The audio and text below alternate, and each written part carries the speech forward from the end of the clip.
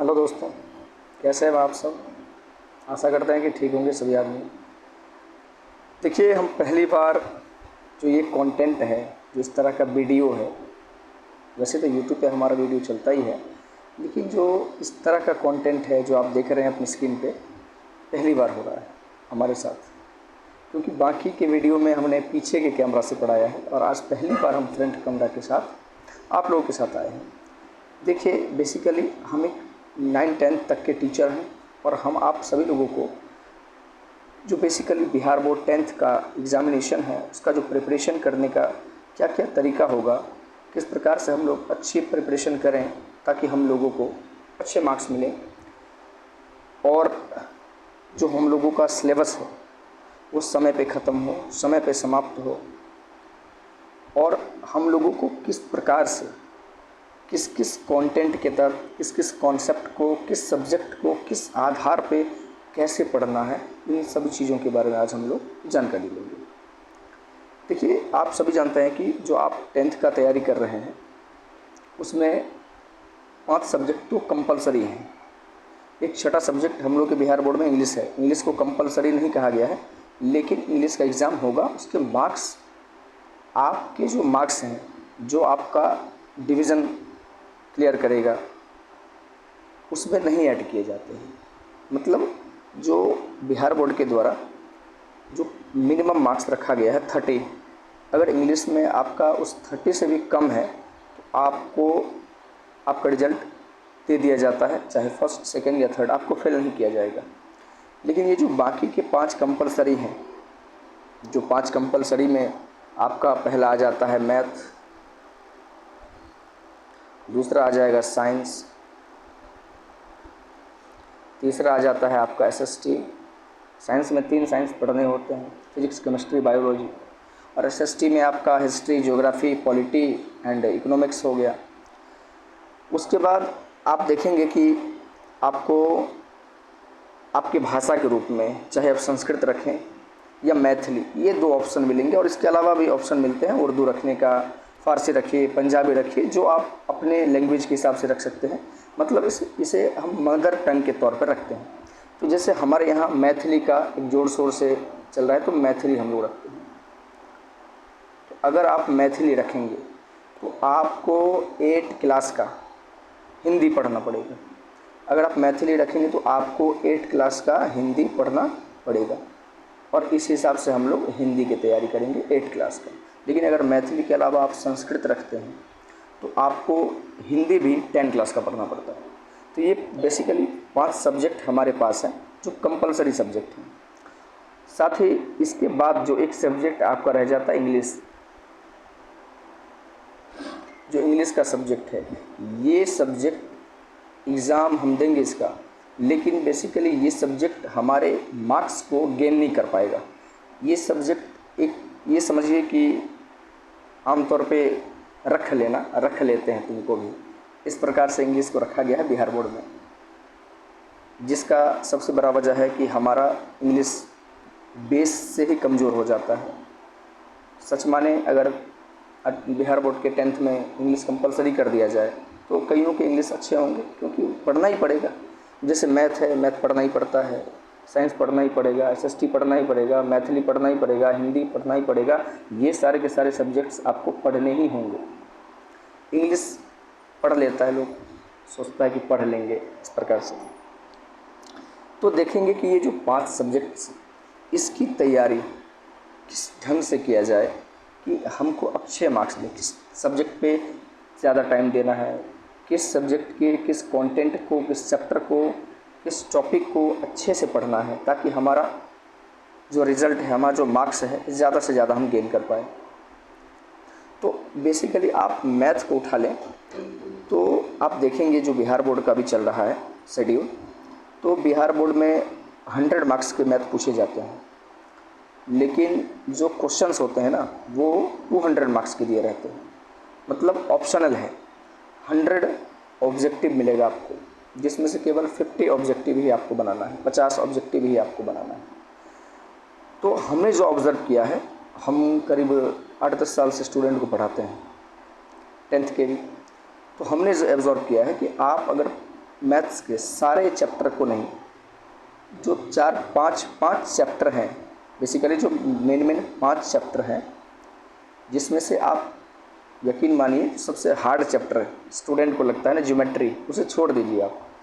तो जो बाकी जो चैप्टर्स हैं, इन चैप्टर्स को अगर बढ़िया से पढ़ लिया जाए और 100 नहीं 90-80% भी कवर कर लिया जाए इसका, तो यकीन मानिए केवल इस 5 चैप्टर के पढ़ने से आपका मैथ में 80-90 मार्क्स आ सकता है आराम से, क्योंकि ऑप्शनल है। जैसे 50 मार्क्स का ऑब्जेक्टिव दिया जाता है, लेकिन आपके क्वेश्चन में 100 ऑब्जेक्टिव मिलेगा, उसमें से आपको चुन चुन के 50 बनाना है।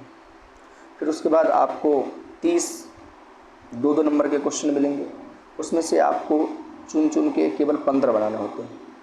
फिर आपको मिलेगा जो लगभग 4 या 6 जो 5 नंबर वाले क्वेश्चन होते हैं। मतलब जितने क्वेश्चन दिए रहेंगे उसका आधा आपको बनाना है। जब हम पे कोई दबाव नहीं है कि आप फर्स्ट नंबर क्वेश्चन बनाइए ही, कंपलसरी नहीं है, तो जब हम चुन चुन के बनाएंगे तो हम केवल उन्हीं को बनाएंगे जो हमें आता है, अच्छे तरीके से आता है। 100 क्वेश्चन में आप देखेंगे कि पहला क्वेश्चन हमें बहुत अच्छे तरीके से आता है, हमने उसको बना लिया। दूसरा, तीसरा, चौथा हमें नहीं आता तो छोड़ देंगे, भाई 5वां बनाएंगे। लेकिन हाँ, 100 तक जाते जाते आपका 50 क्वेश्चन हो जाना चाहिए। और कभी कभी ऐसा भी होता है कि 50 से ज़्यादा भी क्वेश्चन हमें आता रहता है, लेकिन यकीन मानो इन सभी क्वेश्चन को 50 से ज़्यादा नहीं ले जाना है, क्योंकि उससे ज़्यादा होने पर आपको मार्क्स नहीं मिलेगा।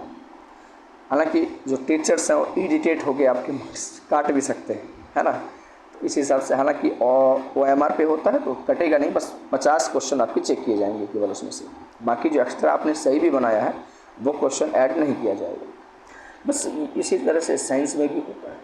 तो साइंस में ये नहीं है कि आप इस चैप्टर को पढ़िए, आपको बेसिकली जो बेसिक हर एक चैप्टर का आपको चाहिए जहाँ से क्वेश्चन आते हैं। हम ये नहीं कह रहे हैं कि जैसे साइंस में आपका फिजिक्स होता है तो फिजिक्स का न्यूमेरिकल हम लोगों को नहीं पूछा जाता है।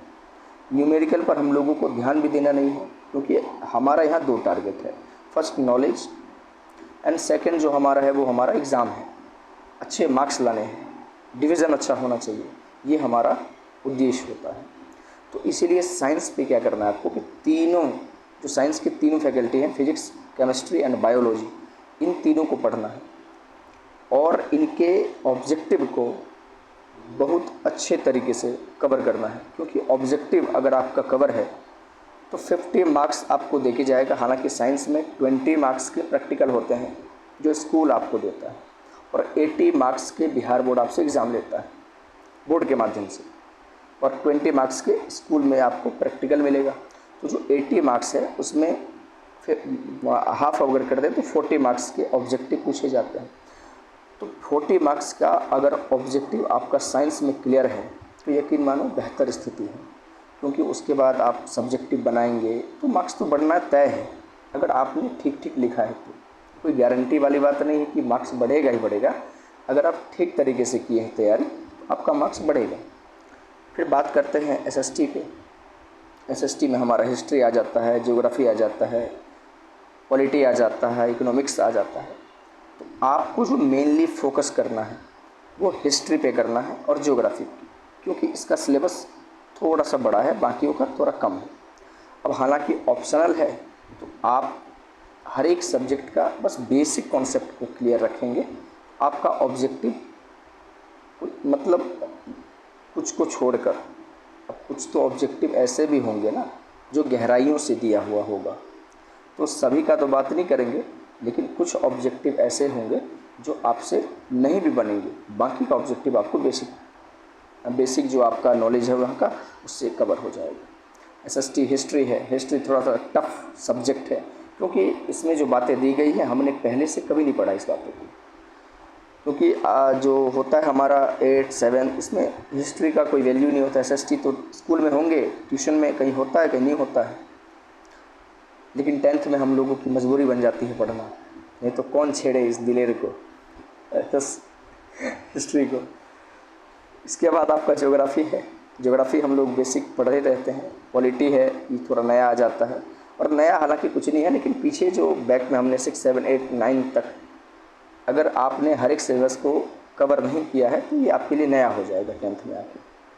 उसके बाद बातें आ जाती है मैथिली का।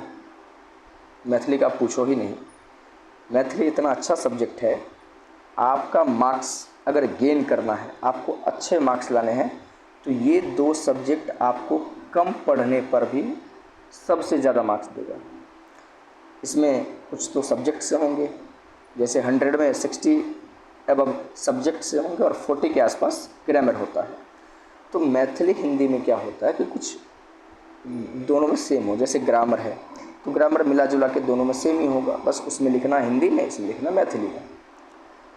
उसके बाद आपका जो सब्जेक्टिव है, हिंदी जो सब्जेक्ट है यहाँ पर, तो हिंदी का पैटर्न 8 क्लास का हिंदी आपको पढ़ना पड़ेगा, जिसको नन हिंदी बोलेंगे। और जो मैथिली 10th क्लास का आता है, तो जिस एरिया का, जैसे हम लोग मिथिलांचल के पढ़ते हैं, तो हम लोगों के लिए मैथिली आसान है, लिखना भी लिखना भी, पढ़ना भी और बोलना भी। हालांकि मिथिलाक्षर में नहीं लिखते हैं, उसको हम लोग देवनागरी में ही लिख देते हैं। तो इस प्रकार से हम लोगों को मैथिली पढ़ना आसान हो जाता है। तो यकीन मानो जो मैथ सब्जेक्ट है, मैथ पे हम लोग शुरुआत से ही सबसे ज़्यादा फोकस करते हैं, लेकिन लास्ट में पता चलता है कि सबसे कम मार्क्स हमारा मैथ ही लाया है। तो हम ये नहीं कहते हैं कि आप मैथ नहीं पढ़िए, लेकिन समय के साथ साथ चलिए, आप हिंदी और मैथिली को भी कवर करते चलिए, क्योंकि मैथ का अगर 1/4 टाइम, 1/4 नहीं, हम बोलेंगे कि 1/6 टाइम भी दिया जाए मैथिली और हिंदी पर, तो बाकी तीनों सब्जेक्ट से अच्छा मार्क्स देगा आपका मैथिली और हिंदी। हमारे यहाँ क्या है कि हम लोग स्टार्ट जिस दिन से करते हैं उस दिन मैथ शुरू करते हैं, और जिस दिन हम लोगों का पढ़ाई लास्ट होता है कि अब नेक्स्ट डे से या फिर कुछ दिनों के बाद एग्ज़ाम देने जाना है, हमारा रिवीजन होता है, उस लास्ट दिन भी मैथ होता है। मतलब हमने जब से स्टार्ट किया है पढ़ना और जब तक हमने इस पूरे सिलेबस को ख़त्म किया, मैथ हमारा चलता ही रहता है, फिर भी हम लोग धोखा खा जाते हैं मैथ। तो ये तो आपकी कमी है, आप रिवीजन नहीं करते हैं। और जो मैथ है यहाँ पर, यहाँ अरिथमेटिक बेस्ड क्वेश्चन बहुत कम है, ना कि बराबर, सारे के सारे एडवांस हैं। तो यहाँ फार्मूला का बड़ा यूज़ है, और हम लोगों की सबसे बड़ी कमजोरी ये है कि हमें फार्मूला ही याद नहीं होता। तो फार्मूला वगैरह आप लोग याद कीजिए, और जिसके तौर पे आप सारे क्वेश्चन को सॉल्व कर पाएंगे। वैसे हम ये नहीं कहते कि आप सारे के सारे बना सकते हैं, लेकिन आपने अगर अच्छी मेहनत की है तो ये आसान है, कोई बड़ी बात नहीं है आपके लिए। साइंस है, SST है, मैथ है, हिंदी है, इन सभी में आप लोगों को आराम से मेहनत करना है। और अब नई चीज़ों को पढ़ना कम कर दीजिए। अगर आपका सिलेबस ख़त्म हो गया है, सिलेबस अगर आपका ख़त्म हो चुका है, तो नई चीज़ों को मत पढ़िए, बस रिवीजन कीजिए, रिवीजन करते रहिए। और सर पे बोझ नहीं लेना है कि हमें 10th का एग्ज़ाम देना। देखिए, नॉर्मल रहिए, आप नॉर्मल रहोगे, बाकी हर चीज़ें सेम हैं, कोई आसान कोई हार्ड, हर तरह के सवाल आपको मिलेंगे। लेकिन हमें अपने मन को हमेशा स्थिर रखना है, हर सवाल को कवर करते चलना है। दूसरी बात हम आपको बता दें कि जो हमारे बिहार बोर्ड के द्वारा मिनिमम मार्क्स तय किए गए हैं, वो मार्क्स है 30। मतलब अगर मैथ में आपको 30 नंबर से कम आया, बाकी सभी सब्जेक्ट में आपका अच्छा मार्क्स है, 30 से ज़्यादा है, तो आपको फेल कर दिया जाएगा। हम यहाँ पर ये कहेंगे कि मान लीजिए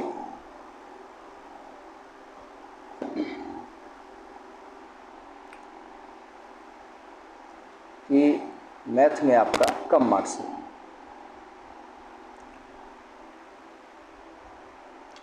मैथ में जो आपका मार्क्स है वो 100 में 100 है, साइंस में आपका 100 में 100 है, SST में आपका 100 में 100 है, मैथिली में आपका 100 में 100 है। टोटल मार्क्स कितने हो गए? 400। तो आपके 4 सब्जेक्ट से ही हो गए। और हमने आपको कहा है कि हम लोग को जो है केवल 300 मार्क्स लाने होते हैं सभी सब्जेक्ट में मिलाकर, तो हमारा फर्स्ट डिवीज़न आता है। लेकिन हमने एक कंडीशन लगाया है कि अगर सभी सब्जेक्ट में 100 मार्क्स भी हैं और किसी एक सब्जेक्ट में भी आपका 30 से कम है, मतलब 29,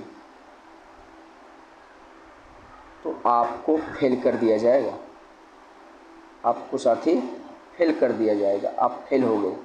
और अगर किसी का आपसे कम मार्क्स भी है, मतलब ये समझिए कि आप 429 नंबर लाकर भी फेल हैं, अगर आपका एक सब्जेक्ट में भी 30 से कम मार्क्स आया है। इस हिसाब से प्रिपरेशन करना है कि हमारा सभी सब्जेक्ट में अच्छा मार्क्स आए, और इस तरीके से हम लोगों को अपने प्रिपरेशन को रेडी करना है। बाकी बातें अगले वीडियो में करेंगे। यहाँ तक इतना समझाने के लिए हम आए थे और बाकी चीज़ें समझा दी। बस आप लोगों को अपना केयर रखना है, अपना ध्यान रखना है, अपने जो माइंड पावर है उसको ठीक रखना है। थोड़ा कसरत कीजिए, थोड़ा योगा कीजिए, और थोड़ा पढ़ने पर ना अभी धीरे धीरे अपने टाइम पीरियड को बढ़ाइए। थोड़ा सा पढ़िए क्योंकि सिलेबस बहुत बड़ा है। 10th को हम लोग बहुत कुछ छोड़ के पढ़ते हैं, इसलिए एक साल में क्लियर हो पाता है। तो यकीन मानिए 10th का सिलेबस बहुत बड़ा है, इसके लिए बहुत मेहनत करना पड़ेगा, और करिए आप। सुनिए, अगर आप अच्छा मार्क्स लाना चाहते हैं, अपना नाम आगे बढ़ाना चाहते हैं, अपने परिवार, अपने गांव समाज का नाम बढ़ाना चाहते हैं, तो आपको मेहनत करना ही होगा। बिना मेहनत का कुछ नहीं होगा। कभी कभी ये मिलता है हमारे समाज में कि वो लड़का कम ही मेहनत किया था तो उसका फर्स्ट डिवीज़न आ गया। तो देखिए, मार्क्स के साथ साथ ना जीवन में शिक्षा भी ज़रूरी है, और उसके साथ ज्ञान भी ज़रूरी है। अगर आपके पास ज्ञान नहीं है और आप हर एक सब्जेक्ट में, हर एक क्लास में टॉप करते जा रहे हैं, तो आगे जाकर आपको दिक्कत ही होगा, सही आपके लिए नहीं होगा। क्योंकि आपके पास नॉलेज है नहीं। आप चोरी करके, किसी से देखकर, पूछकर आपने फर्स्ट कर लिया, फिर भी आप फेल के बराबर हैं। तो इस हिसाब से आप लोगों को जो है सभी चीज़ों पर ध्यान रखना। ठीक है, बस आज के वीडियो लेक्चर में इतना ही। बाकी चीज़ें हम आगे करेंगे। धन्यवाद।